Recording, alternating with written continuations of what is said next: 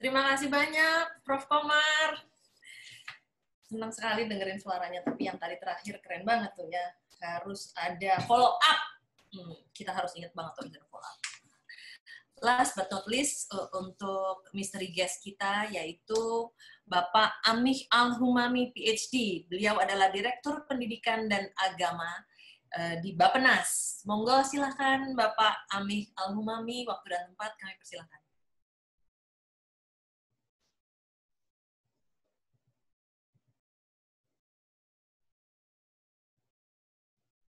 Mana nih? Masih ada kah, Bapak Amih? Udah nggak ada ya? Mungkin tadi ada yang bertanya duluan kali, Mbak. Oh, ini ada ya? Ini ada. Oke, ya. Sudah nggak sabar pasti. Silakan. Silakan. Coba di unmute dulu barangkali.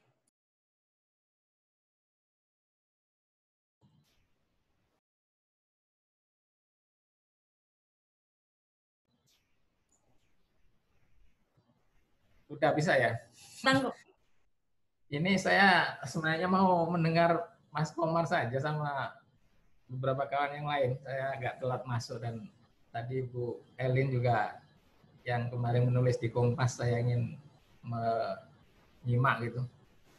Saya ingin menyampaikan beberapa hal saja. Jadi rasanya benar sekali apa yang disampaikan oleh beberapa narasumber, sebagian saya mengikuti, dan tadi yang dikemukakan oleh Profesor Komar juga, Pak Mas Komarudin, dan juga Mas Sastro yang tadi menjelaskan dan juga merujuk yang disampaikan oleh Pak Jamhari.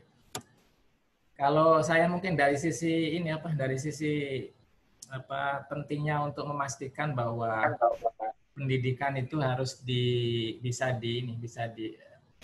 yang isu soal non diskriminasinya itu dari sisi bahwa aspek sosial ekonominya yang kemudian menjadi isu sangat krusial gitu dalam konteks Jakarta yang kemarin proses penerimaan siswa baru itu. Saya tidak memahami betul karena kurang mendapatkan penjelasan ya soal penerimaan.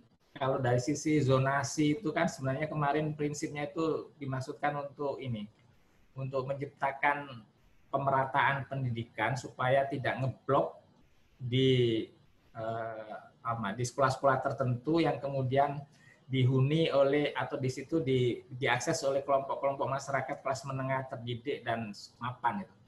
Karena kalau kita meneliti dan mengecek hasil dari outcomes, learning outcomes itu, yang apakah di PISA atau mungkin ujian nasional berbasis komputer itu semuanya adalah menunjukkan ada korelasi yang sangat kuat.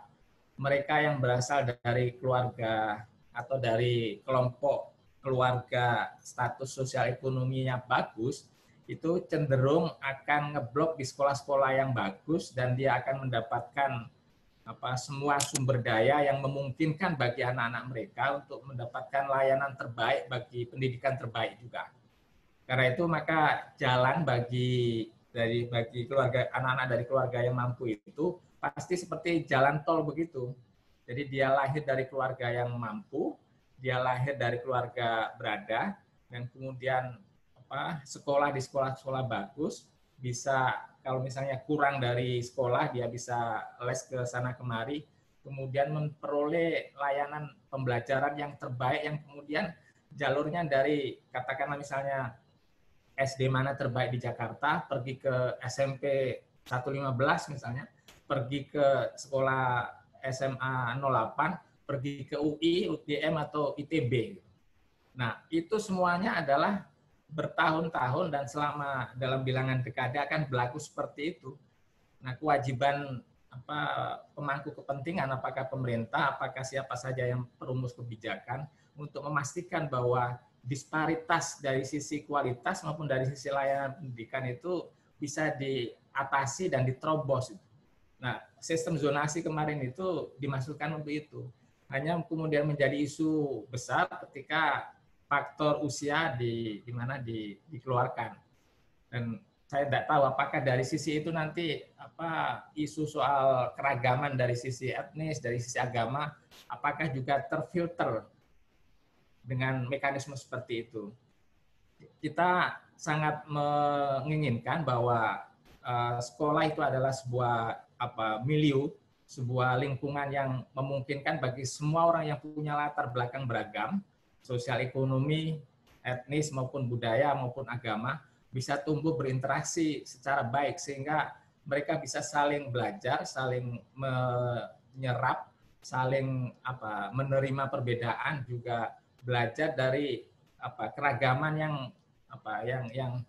yang bermacam-macam gitu. Karena itu tumbuh dari lingkungan yang sejak awal, sejak usia dini dalam situasi yang beragam, itu ketika tumbuh dewasa, memasuki usia remaja, memasuki dewasa, masuk perguruan tinggi, maka wawasan tentang keragaman, wawasan tentang multikulturalisme itu menjadi kuat.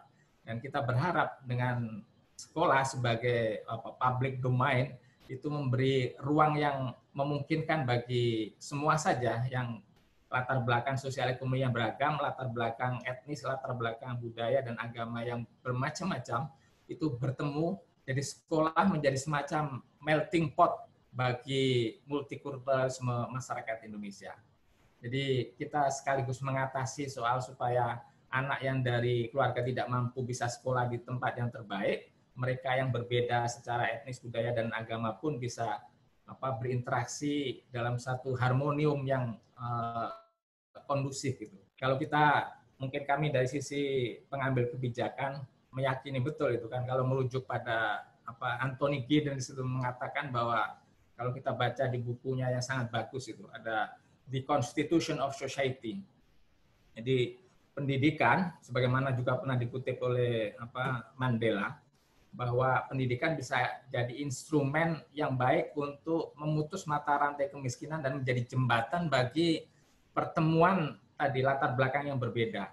Tapi kalau para pengambil kebijakan tidak tepat dalam menggunakan instrumen pendidikan sebagai proses memfasilitasi semua kelompok masyarakat mendapatkan layanan pendidikan terbaik dan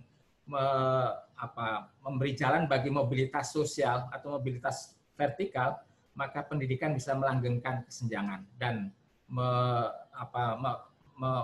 melanggengkan kesenjangan dan juga tidak membuka bagi peluang untuk pertemuan bagi segala perbedaan itu. Mungkin poin itu saja yang ingin saya sampaikan dan terima kasih banyak. Selamat siang. Selamat siang, terima kasih banyak Pak Amik Al-Humami. Baik, teman-teman semua yang hadir di sini, peserta Zoominar kita pada siang hari ini tentu sudah sangat tidak sabar untuk mengajukan pertanyaan. Dari daftar chat sudah terlihat mereka-mereka yang tertarik untuk mengajukan pertanyaan sudah saya catat, mohon dipersiapkan, mohon bantuannya host dan panitia. Tadi saya lihat yang nomor 1 adalah Kakak Yuliana. Nah, silakan Kakak Yuliana, langsung pertanyaannya diberikan kepada narasumber dan 3 misteri guest kita. Silakan, Kak Yuliana. Ibu Heni, oh rupanya ini ditanyakan kepada Ibu Heni. Ibu Heni mohon siap-siap ya.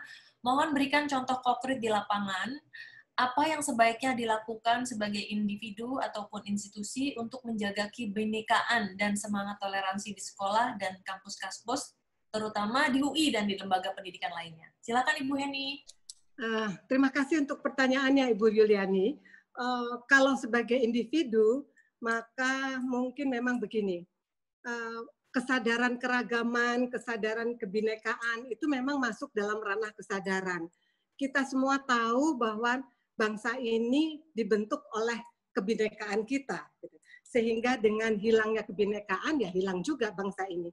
Tapi pengetahuan itu toh ternyata tidak menyurutkan keinginan sebagian dari saudara-saudara kita untuk menyeragamkan.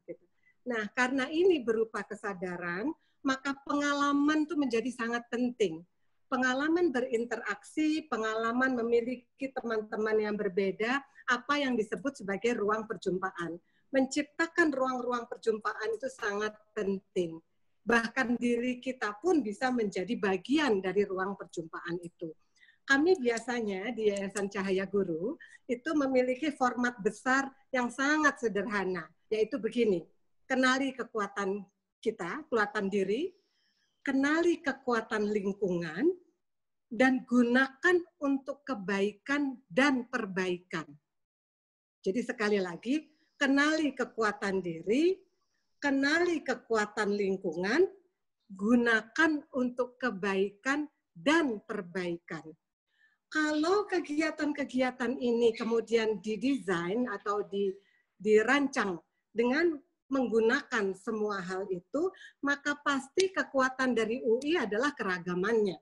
Dan keragaman itu bisa dibentuk dengan kegiatan lintas angkatan atau lintas fakultas, lintas gender, lintas kepercayaan yang ada, berbagai hal yang merupakan bagian dari kekuatan UI yang bineka. Tapi itu harus kita kenali dulu.